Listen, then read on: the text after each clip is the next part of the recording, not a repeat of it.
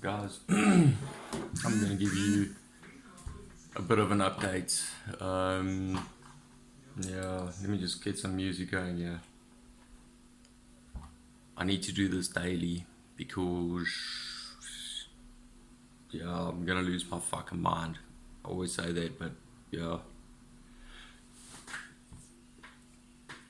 The situation that I'm kind of in, previous video I explained about my dad's watch and the significance of it.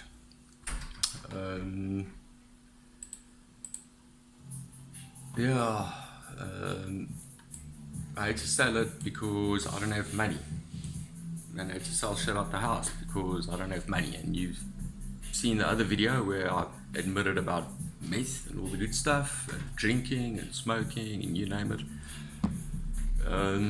But yeah, the last few months they've been fucking bad. They've been really bad. Just losing everything.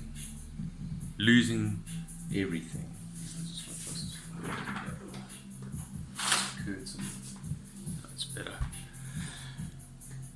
Yeah, fucking breaking down. I've been crying. I just like uncontrollably. Feeling sorry for myself to an extent, I guess, or maybe just sick and tired of fighting. And I know myself. I know how I work. What happens is I stress day in, day out. Like, when am I going to get money? When is my business going to kick off? Like, am I going to slow down on drinking? Am I going to quit meth? Like, I procrastinate and I work on my computer, like, more on my design than actually fucking finding work.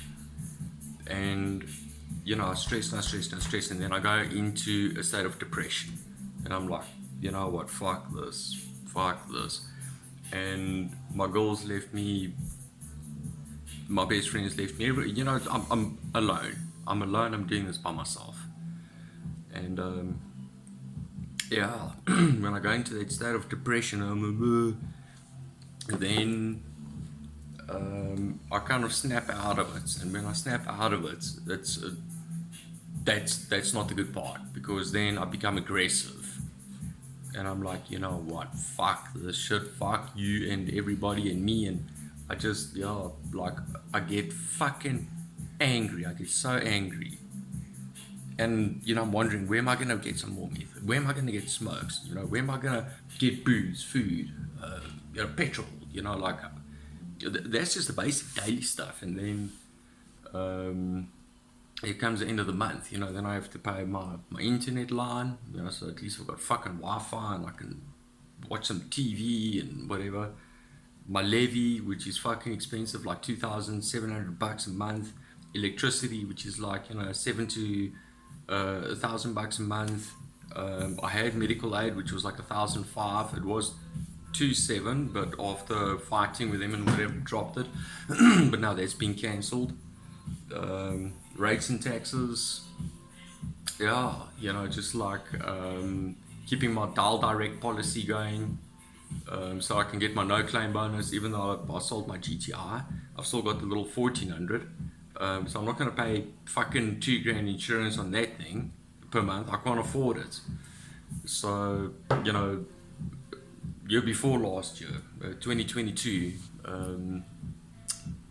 no, it was last year, 2023 Jan, when I sold my GTR. I told the guy, like, listen, I've been doing this now for like 2.5 years, and I still want my cashback bonus, from Dial Direct. But they don't work on a 3-year cycle; they work on a 4-year cycle. And I had 1 more year to go from this January, but then it was 2 years. And he said, well, fuck, I qualify for like 18 grand, based on what he can check. I'm like, well, I can't pay fucking that much insurance for my little car. And he said, well, to keep your policy running, then cancel that insurance, and then we just get household insurance. It cost me $80 a month. $80 a month. And then at least I still get my no claim bonus.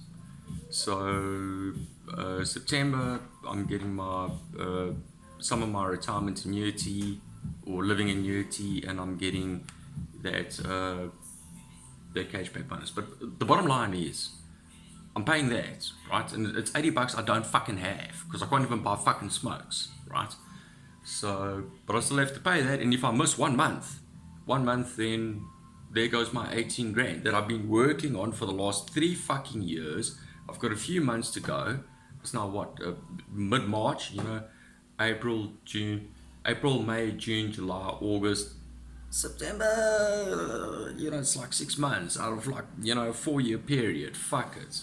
And then at least I get like 18, 19K. But still.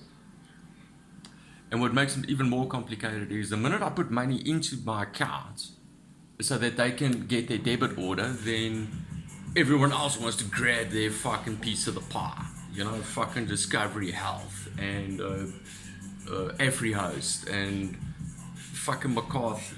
You know, also that's cheap. That's $80 a month, and that I do keep for my car. You know, in case I'm busy driving and my car fucks out on the highway or something, at least I can phone them and then I get a tow truck for free. A flatbed will take it to anywhere I want. You know, can bring me like fucking 20 liters of petrol.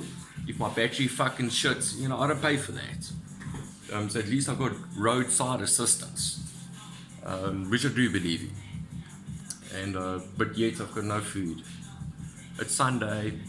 My Portuguese neighbors, we don't discuss this stuff, but they know that like I'm fucking broken, whatever.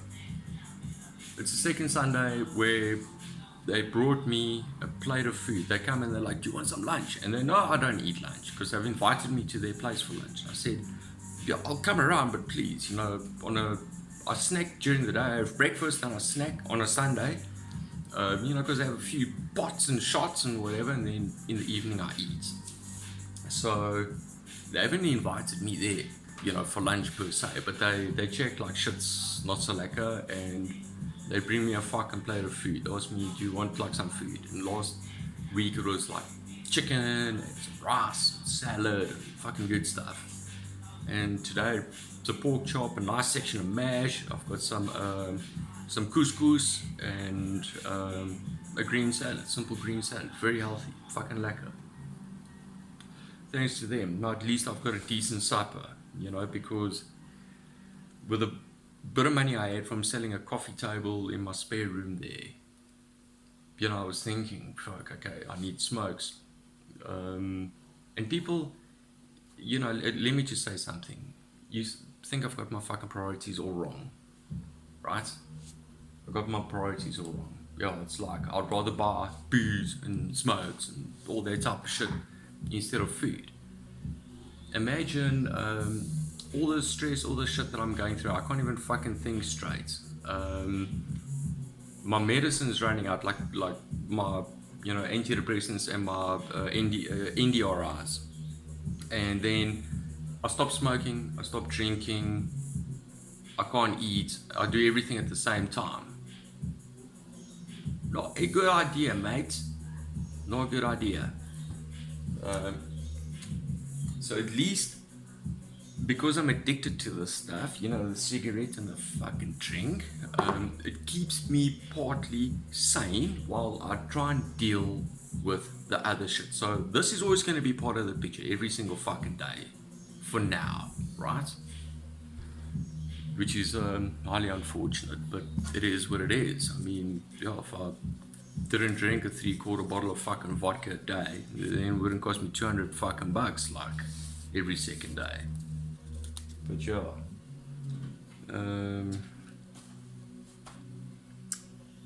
fuck, hold on.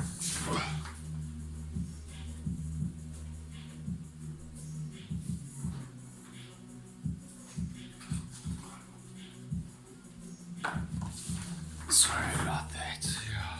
I just want to, now that we're busy talking, I'm gonna have me a hit, and I don't think I'm gonna be able to upload this anywhere, but at least it will be recorded on my phone because it is true and it is authentic and it is my problem and my life has turned to shit.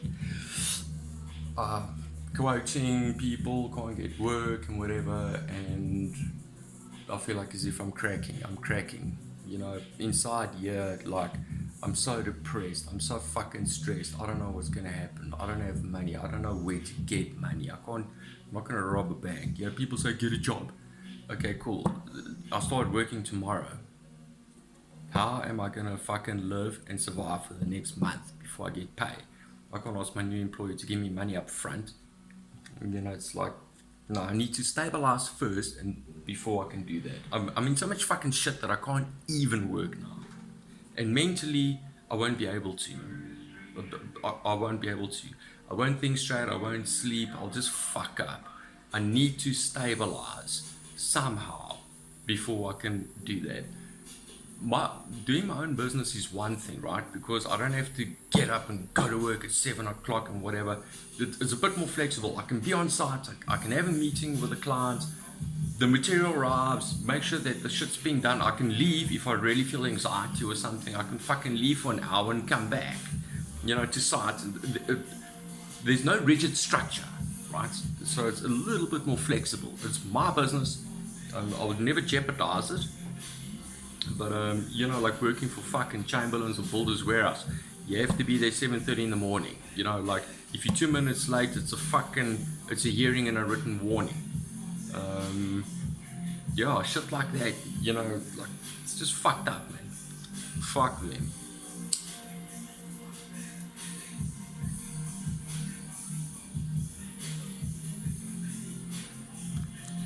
Anyway.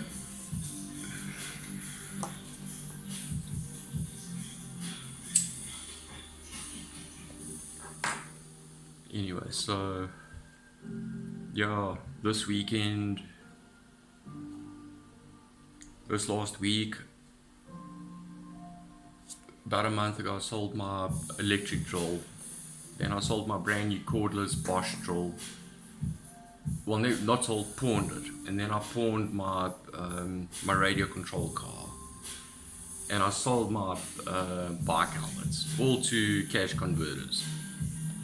And then Francois, he borrowed me money luckily so I could pay some shit off, and then I went back and I bought that stuff back. So I got the 2 drills and I got my radio control car back. And then this last week now, Sunday, you know, during this last week, it was last week, Saturday in fact, I took my electric drill, $200. Fuck, it went like $50, $70 petrol, a pack of smokes, like, fuck, there's not even enough booze. I bought some food and then, you know, like 6 cheese rolls and fucking a lettuce and whatever. That's a $200 gone. And then I still had to beg the manager of the booze store of Tops that I know to, if you can't please give me a bottle of booze, and then I'll pay him during the week, and I still haven't paid him. Anyway, then I think on Monday I took the radio control car. I got $400 for that. Also, $200 meth, $140 cheap bottle of vodka, $50 petrol, not enough money for fucking smokes or food.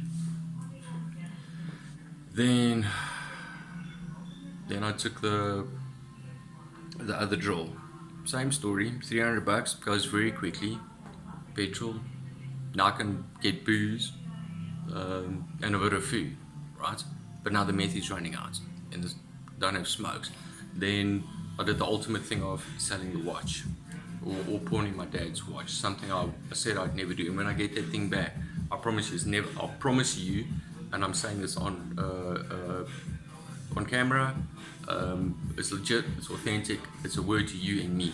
I'm not getting rid of that fucking watch again. It's staying by my side. Anyway, so yeah,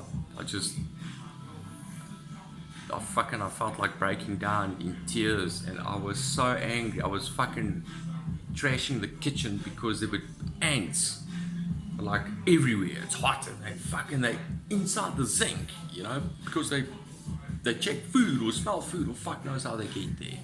But they're there and they fucking, you know, it's just fucking ants, and I'm trying to check where's their little line, where does it go so that I can poison them there or whatever. And I check, and then I hoist like fucking Sunlight dishwashers like whatever I can. And the next day, they just found another route, and they're back.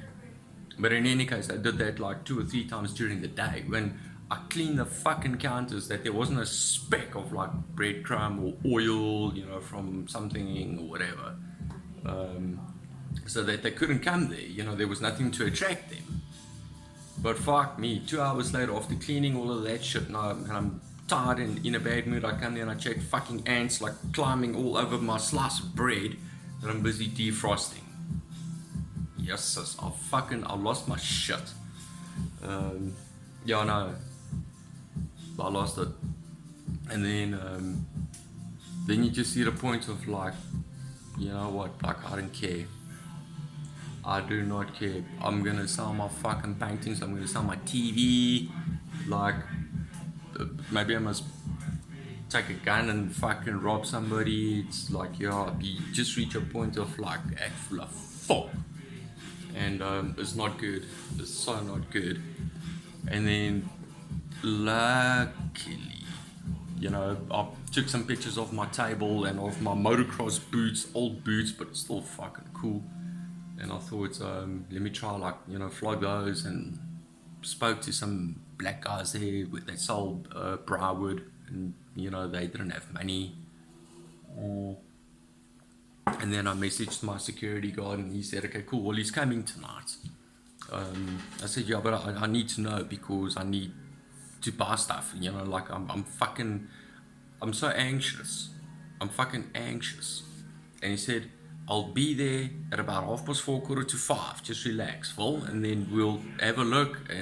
But I'll take it, you know. So at least I knew you was gonna take it. And then fucking thank God, I sold it to him for 500, but he gave me 300. Okay, so with the 300, and that's another thing why I was probably getting in a bad mood. I didn't have meth, I didn't have booze, and I didn't have smokes, and I ate something small in the morning. So yeah, I was just very cranky and didn't sleep much the night before, so the result is like a fucking bad day. And yeah, by like 5 o'clock, you know, he strolls in here and whatever, and he gave me $300. He said that's what he can give me now. You'll see what he can do, you know, but he can't give me the other 200 now. So with the 300, I need to get meth. That's $200. I need to get a bottle of booze. That's $140. I need to throw in petrol, at least $20 to $50. And I need a pack of smokes. So work it out. You know, 200, 340 plus 50, 390 plus a pack of smokes, $30. You know, fucking it's like over $400, and then I still don't have food. You know, what do I sacrifice? What do I do? And it's that type of constant thinking, like, what's, you know, like, just it gets to you, people. Anyway, so at least I said, okay, you know what, let me get some booze, I can chill out, right? Because I can feel I'm starting to like fucking get some shakes and stuff. Got a pack of smokes, done. I had a pork chop, luckily, that I totally forgot about, like a pork Texan steak in the fridge, deep freeze, lekkers. And I had just enough money to buy 1 potato. And in the fridge I had some lettuce, a bit of cucumber, and a little bit of onion and some cheese. So I made like a simple salad. And then I went down the complex, and we got like a lemon tree there, and I plucked the lemon, cut the thing, squeezed it over the salad, so at least that was done. I had fucking a few pieces of wood outside, and I've got a chisel, like a big flat chisel with a 4-pound hammer, and I fucking cupping the wood, and took newspaper from security, and I built me a fire, and I cooked my pork chop, and I did my potato in the microwave, and I put it in foil with some butter and whatever, and I put that in the fire, and I made a bit of a salad, and took a last little bit of olive oil, salt, pepper, and some lemon juice, and I had a decent supper. So at least that was sorted, and I had a bottle of booze and a pack of smokes. And then I found my dealer, and I said to him, well, fuck, bro, you know, I've only got $100, you know, I don't have 200, and I owe him like 500 already. And he's like, nah, it's cool, because another guy asked him just for half a bag, and he hates doing half bags, but now he's done this, now that other guy can't get it, so he's like, please, You're more than welcome. Come and get this fucking half a bag. So he gave me half a bag for $100, and yesterday worked out fucking fine. But yeah, and then today, what happens today? It's just, it's the constant fucking fight. It's fighting, thinking. And yesterday I phoned Jacques from Just Properties. No, I'm gonna edit that out. I mustn't mention names. But in any case, he's an estate agent, and I don't particularly like him.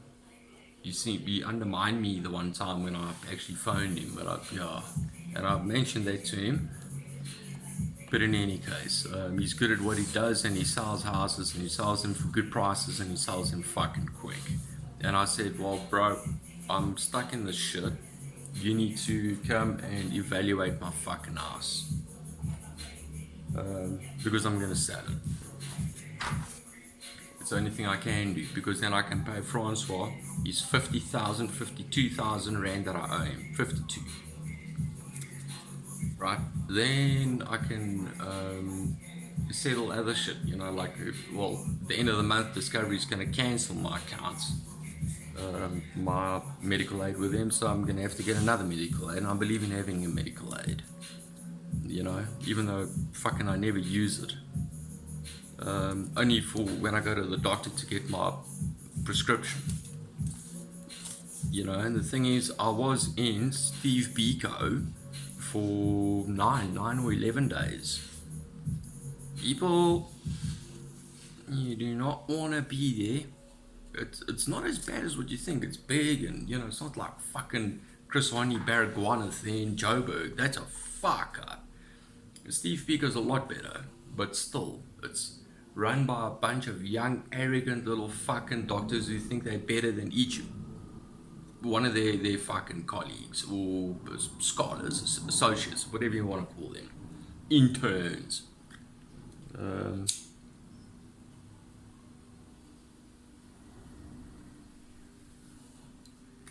That's another story.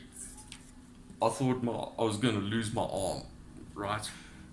Because all of a sudden the hardware from breaking the thing years back, my body started rejecting it, and it swelled up, and I went to Wilgers, and they did sonars and stuff, and they're like, we can't help you, we can't prescribe antibiotics, you need surgery now.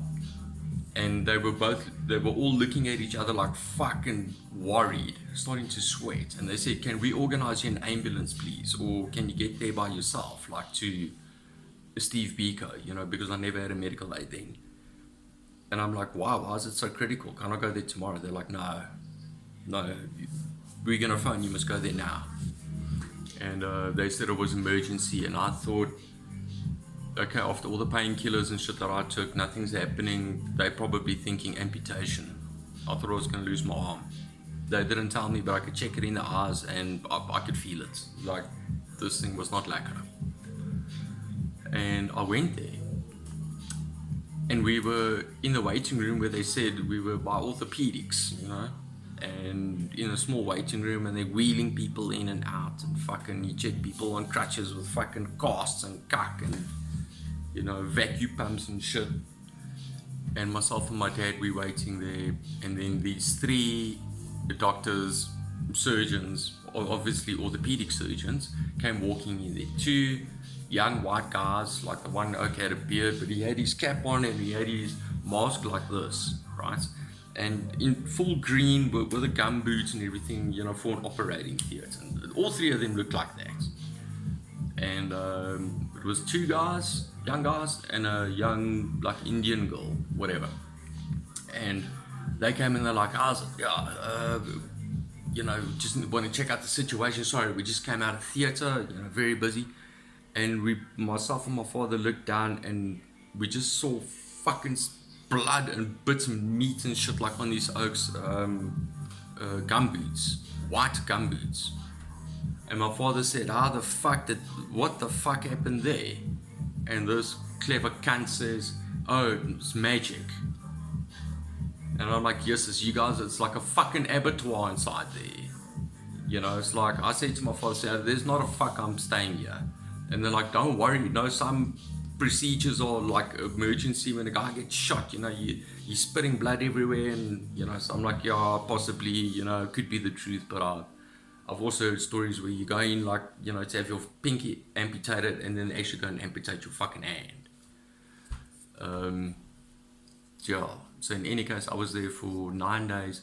And because they kept on postponing my operation, claiming fucking that the other team took their slot, and fucking then there was like car accident shit which was more important. And the whole time I'm thinking I'm gonna lose my arm, but after 4, 5, 6 days I checked, the swelling and everything started going down. So the antibiotics that my doctor gave me, third round of different antibiotics, it's a very old type that you got like in the 70s that you don't get anymore, but he managed to source some, and he gave that to me on the Friday, and by Sunday this shit happened. And he said by Sunday, if the antibiotics aren't working, then I must go to the hospital, which I did, which led me there anyways. But it seemed like this antibiotic was working. I could like sort of move my arm again, I could lift my shoulder a bit, and the swelling was going down. And then after 9 days, still nothing happened, and I checked my arm and it was cool. And I said, and I saw what they did to the other people there in the fucking, in my ward, my unit. And I was like, fuck this. I booked myself out. I said, I packed my bags and I said, RHT, motherfuckers. Refuse hospital treatment. And they even had the dean, you know, like the manager of the hospital, if you will, director. He's like, yeah, but why do you want to go, man? You know why? And I said, because I've been waiting for critical emergency fucking theatre time, emergency care on this fucking arm that I thought I was going to lose 9 days ago, and still nothing's happened. So fuck you. And yeah, he tried to keep me there, and I just said to him, bro, there's nothing you can do. There's nothing you can. Bring me that goddamn paper, I'm signing, I'm fucking getting out of here. And that's exactly what I did. I signed, I walked out, and I phoned my father and I said, please come and pick me up. And just as well, when I saw my surgeon after getting medical aid again, like a year later or something, he said to me, he's so fucking happy that they never operated on the arm because of there's fibrosis there, right? That's scar tissue. And when I broke the arm, sorry, this is not just moving off the topic a little bit, but still, when I broke the arm, it was a compound fracture, so the bone actually came out and it tore my radial nerve, so I couldn't use my fucking hand, right? My hand was like fucking, I had limp wrist.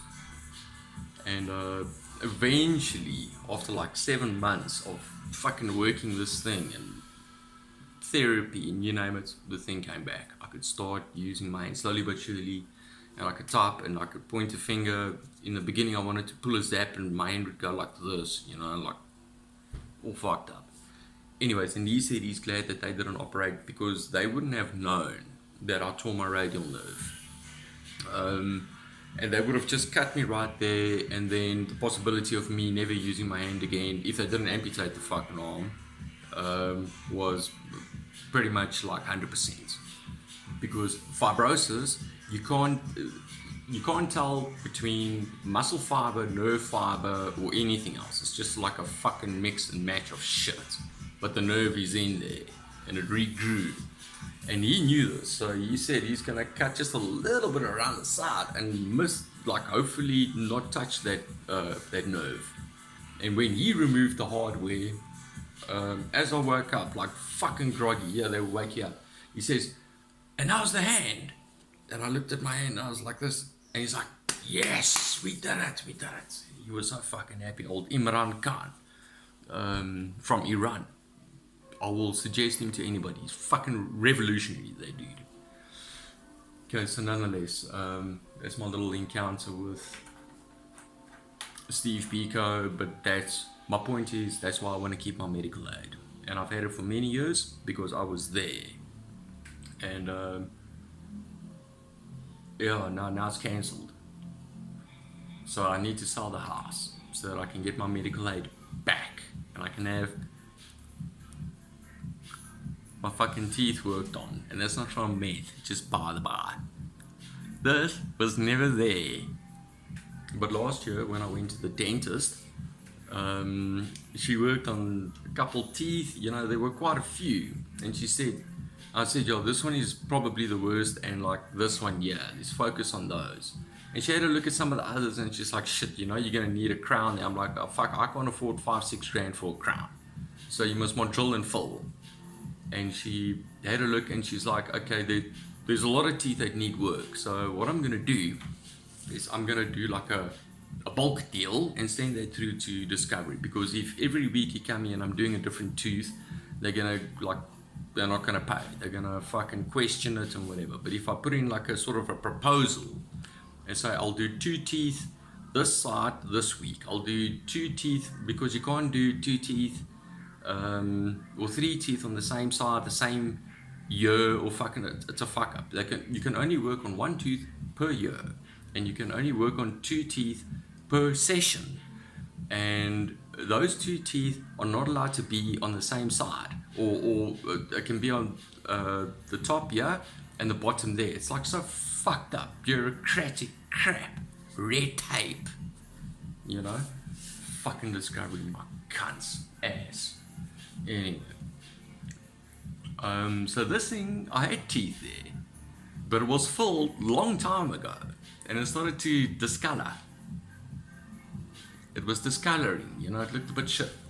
And she said, no, it's cool, she'll just drill it out and then she can refill it, and she'll do that as part of the package, and then I don't pay, you know, they pay. I said, fucking sweet, getting rid of this little brown piece there in front, you know, now it's all nice and white. And she did that, and it wasn't even a week later, I was trying a pork chop, and, you know, because now the teeth are fine, and, you know, I had to have one extracted. She said, there's no way I can fucking fill that thing. I'm like, okay, well then just pull it. And whatever. And trying, and you get to like the bone, and, you know, I was just taking that little piece of gristle, like, fucking there goes a piece of my tooth. That one. The one that she fixed. Or that she, you know, did cosmetic on.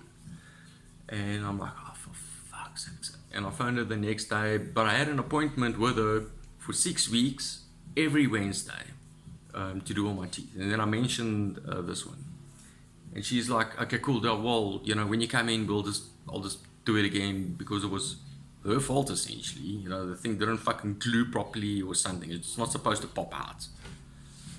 And she redid it, and it looked cool, and it was cool. And I said to her, okay, I'm just gonna, like, I'll rather try and chow on the side if it's like a piece of biltong or something a bit tough, you know, I'm not gonna use the front teeth. She said, yeah, okay, we'll just do that for like the first week or 2. And again, yeah, 3 weeks later, whatever, chowing some oxtail, and, you know, I'm not gonna just try and cut the meat off the bone. You take the bone and you suck some of the meat, and there's a piece of gristle, you bite it off, and fucking pop, there goes my tooth again. Anyway, I phone again. This is now after all my teeth are done. She's on maternity leave. It's September. She's on maternity leave. Will only be back next year. It is now next year. No money, no medical aid, teeth fucked. Yeah, but I think that's enough complaining for me. What I'm gonna do is I'm gonna have a little bit of chill time. That's where I go into the grass, and I pick some fucking weeds. At least, you know, I get my mind off things because I focus, and I'm out there. There's a bit of sunlight. I'm just sick of being in the house. And yeah, this is my second blog. Tomorrow, like I said, yeah, I've got the guy coming to evaluate the house, and then I'll keep you updated. Sweet, guys, take it easy.